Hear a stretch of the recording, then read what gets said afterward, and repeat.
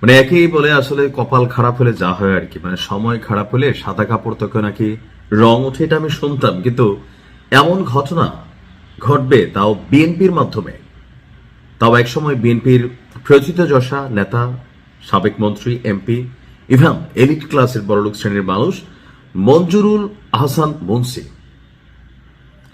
অনেক চেষ্টা করছে বেচারা, high court, appeal court, supreme court সবকিছু দৌড়াইছেন। দৌড়ানোর পরেও মনোনয়নটা তিনি ফিরে পাননি। এমনকি বিভিন্ন ধরনের বক্তব্য দিয়েছিলেন হাসনাত আব্দুল্লাহর বিরুদ্ধে। কিন্তু দেখেন সময় খারাপ হলে কি হয়, মনোনয়ন তো পাইলেনই না। এখন যে দলটা তার মানে অস্তিত্ব ছিল, বা যে দলটা নিয়ে তিনি গর্ব করতেন, বা যে দলের জন্য তিনি কাজ করেছেন বলে বিভিন্ন সময় দাবি করতেন, সেই দলটি আজকে তাকে বহিষ্কার করে দিয়েছে। আসলে কেন মঞ্জুরুল আহসান মুন্সি এমন কি কর্মকাণ্ড করলেন যেটার জন্য তাকে বহিষ্কার করলো? এখন যতটুকু তথ্যসূত্র আমরা বিএনপির অফিসিয়াল তথ্য থেকে পাচ্ছি, সেটা হচ্ছে দলীয় নীতি, আদর্শ এবং সংগঠন পরিপন্থী বক্তব্য ও কার্যকলাপের জন্য বিএনপির জাতীয় নির্বাহী কমিটির সদস্য ইঞ্জিনিয়ার মঞ্জুরুল আহসান মুন্সি ওনাকে বিএনপির প্রাথমিক সদস্য পদ সহ দলীয় সকল পর্যায়ের পদ থেকে বহিষ্কার করা হয়েছে। আমসালা যা আছে সবই হারাইছেন। এখন যারা ইতিমধ্যেই মঞ্জুরুল আহসান মুন্সি তিনি এমপি না হলেও লোকাল ভাবে বিএনপি যদি ক্ষমতা যায় প্রভাব বিস্তার করবেন বলে ভাবছিলেন, তাদের জন্য আসলে এই মুহূর্তে যথেষ্ট সমবেদনামূলক একটা সিচুয়েশন তৈরি হয়ে গেল।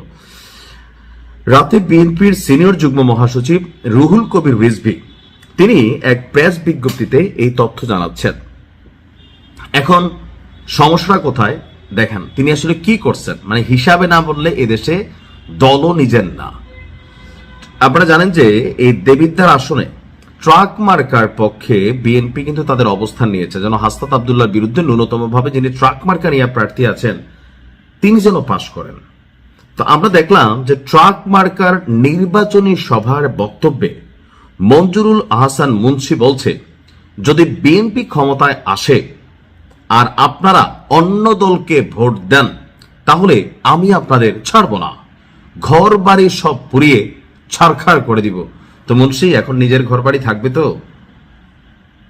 তো এই যে পয়েন্ট অফ কি বলা হয় যে ইন্টারোগেশন, এই যে পয়েন্ট অফ সহিংস মেন্টালিটি, এই যে চেহারার মধ্যে আভিজাত্য ভাব সাব, হ্যাঁ, এইসব কথাবার্তার রাজনীতি কিন্তু বাংলাদেশে শেষ হয়ে গেছে।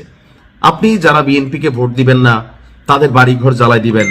আওয়ামী লীগের পতন হওয়ার পরে আমার করে মনে হয় যে একটু তো শিক্ষা নেওয়া দরকার ছিল, বা হাসনাত আব্দুল্লাহর সাথে এই যে একটা সময় গেল, লড়াই হলো, তিনি মনোনয়ন পাইলেন না, মাঠ পর্যায়ে তার যে বক্তব্যগুলো আম জনতার কাছে নেগেটিভলি গেল, এরপরেও কি তার শিক্ষা হইল? এখন তিনি বক্তব্যটা বিএনপির জন্য দিচ্ছেন, কিন্তু এই ধরনের বক্তব্য দেওয়া নির্বাচনী আচরণবিধির লঙ্ঘন। এমনকি এই ধরনের বক্তব্যে ট্রাক মার্কার যিনি প্রতীকে দাঁড়াইছেন এই লোকের ভোট কি বাড়বে নাকি কমবে? এটা ওনার ইমেজ নষ্ট করবে। So BNP officially Manjurul Ahsan মুন্সির বিরুদ্ধে যে ব্যবস্থা নিয়েছেন আমি মনে করি একদম যথার্থই নিয়েছেন। তিনি বলছেন যে আপনারা ভাববেন না আমি ভয় দেখাচ্ছি। আচ্ছা, তো কি করছেন? প্রয়োজনে আপনারা রেকর্ড করে ফেসবুকে ছেড়ে দিতে পারেন, আমার কোনো সমস্যা নেই। অতীতে তিনি কখনো ভোটারদের দ্বারা অপমানিত হননি, বিপুল ভোটে নির্বাচিত হয়েছেন।